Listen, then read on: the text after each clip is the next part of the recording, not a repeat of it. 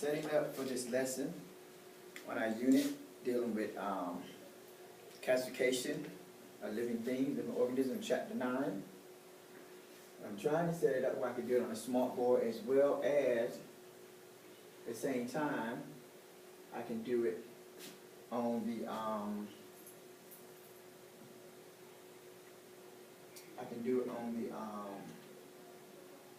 my iPad. So you can get the actual video of me in the feed, as well as you're getting the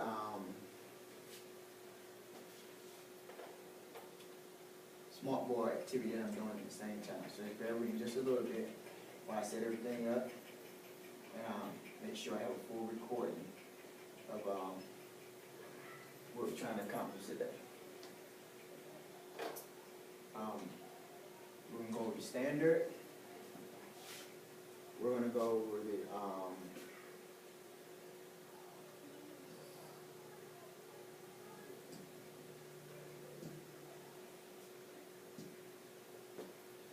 now, let's see if we can start here at the same time while we're recording. Now, what you have here is a new standard, which is S7. If you look right here, it's S7L1, where it says students will investigate the diversity of living organisms and how they can be compared scientifically.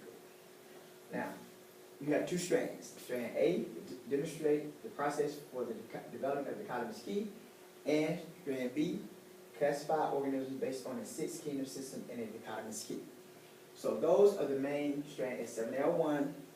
Again, students will investigate the diversity of living organisms and how they can be compared scientifically. Strand A, demonstrate the process for the development of a dichotomous key, and B, classify organisms based on a 6-kingdom system and a dichotomous key. That's the objectives for the unit dealing with classification. So what I'm going to do is take this down, we're going to move this over here off the board, out of the way.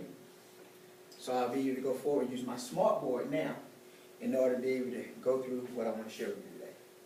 Now, like I said, we're in chapter 9, page is 222. This is a review, overview of what we do in the classroom lecture format. Now, what you'll learn under this section, as it states here, is you really know how to explain why and how organisms are classified. That's one thing we'll learn. List the 8 levels of classification. Really list 8 levels, the 8 levels of classification. Really explain the scientific names, how organisms are classified and named scientifically. You also really describe how the dichotomous keys help in identifying organisms. So, if we look at the term classifying or classification, what do you think? How do you classify things? When you come to classroom, one activity you're going to do is I want you to classify the items in the classroom, objects in the classroom, as many as you can. Now, what am I talking when I say classify? Another term you can use when you say classify would be organize. Organize or group. Put things in an organized fashion, grouping or sorting. All these words are interconnected when it deals with classification. Now, you do this every day in many activities and many subjects. Prime example for that would be, take your shoes you wear.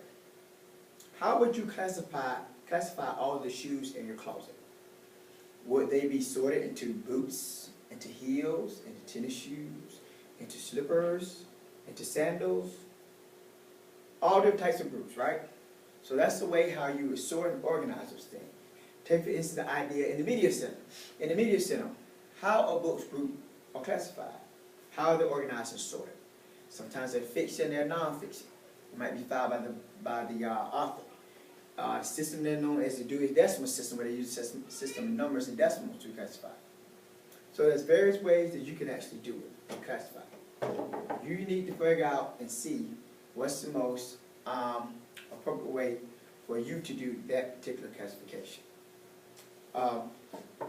Now, another way you can look at it is, in dealing with classification, is look at the vocabulary words we'll cover in this particular section. Now, you have classification as a term. You also have the term taxonomy. So I also have the term dichotomous key. So these terms are specific terms that we're going to try to get done, and we're going to try to classify in order for you to be able to have an understanding of this unit. It's a short unit. I think it's only a 3-week unit. We should be able to wrap this up in 2 weeks because it's very significant, specific that we need to cover.